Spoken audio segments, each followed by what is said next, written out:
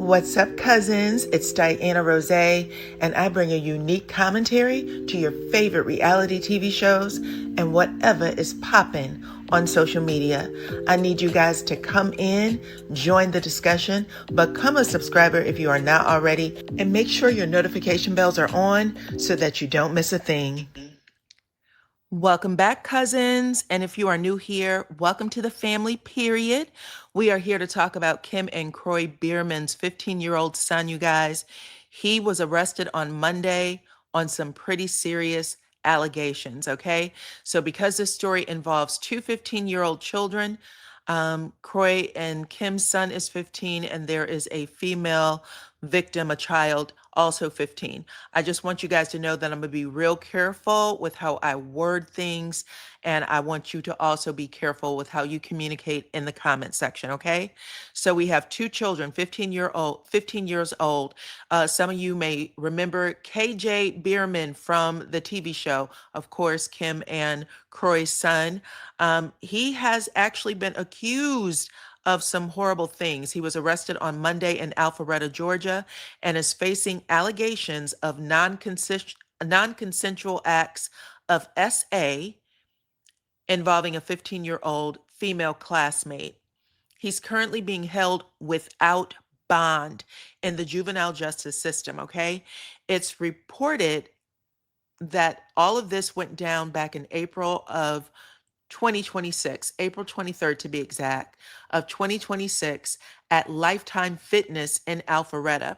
And according to court documents described by multiple organizations, KJ and this girl were walking together when she says that he was flirting and joking with her. She also said that he led her toward a changing room near the family locker room and told her essentially to come look at this. And that's where both of their lives change forever, because no matter what the outcome, this is going to be something that scars both of them forever, okay? But the girl alleges that KJ begins to kiss her, touch her.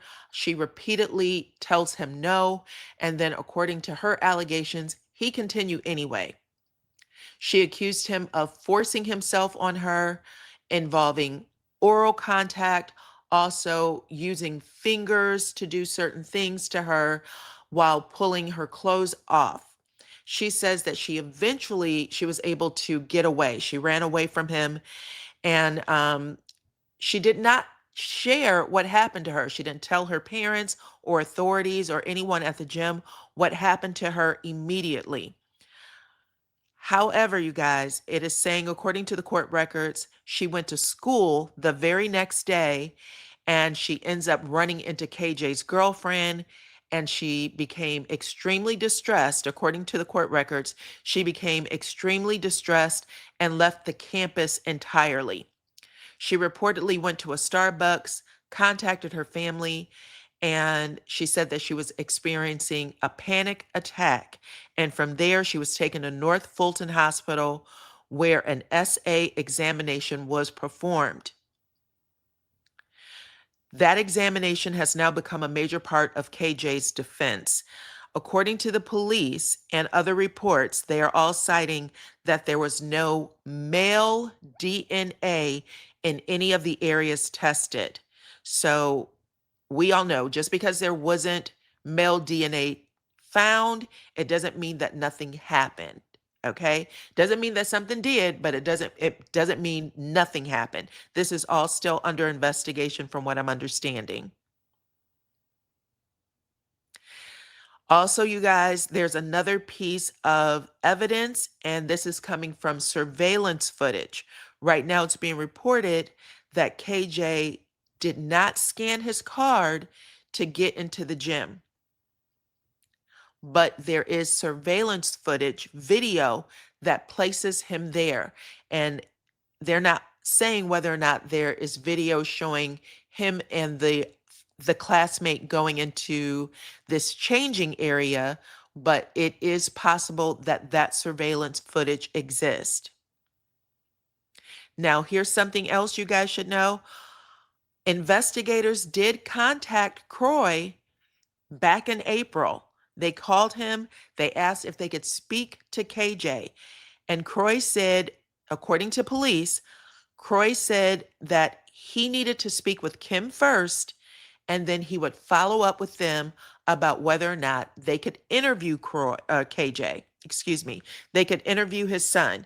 And they are saying that he never followed up. So that was back in April. Police didn't hear from Kroy or Kim in April, May, June, or July. And finally, in August, they arrested KJ. Right now, one of the biggest unanswered questions about this entire story is exactly what did investigators find?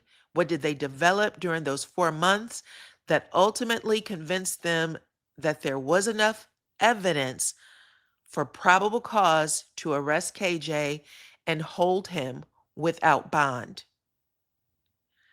KJ does have an attorney by the name of Jason Sheffield, and Jason is saying that KJ is 100% innocent.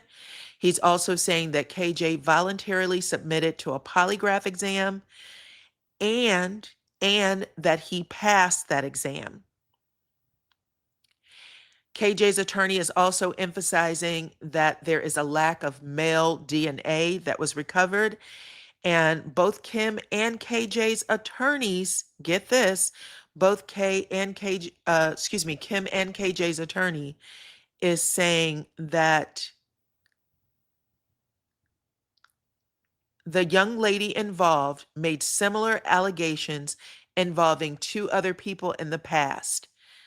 Now, for this platform, I have to say that that could not be confirmed, and that those previous accusations, we couldn't determine whether or not they were true or false. So we don't know if that 15-year-old classmate actually did make those allegations and that they were proven true or false. I do want to say that. Now, Kim has come out. She's made a statement saying that the allegations against her son is reckless and deeply troubling. She is also saying that KJ categorically denies the accusations, and she's arguing for people. She's asking that people not publicly convict her child based on the allegation. She said, please don't, because it could destroy his life. It's also harmful to legitimate, this is a quote from Kim, to legitimate survivors, okay? She's asking that everyone let the legal process do its thing and determine what actually happened. I do want to point this out as well, you guys. Back in April of this year, Kim actually lost temporary primary custody of the 4 children she shares with Kroy. And then 2 months ago, right before KJ's arrest, Kim came out actually publicly praising her son for his discipline, dedication, and his compassion. And it's just worth noting that right now he is sitting in a juvenile detention center facing these allegations without bond, and it will change the course of his life forever.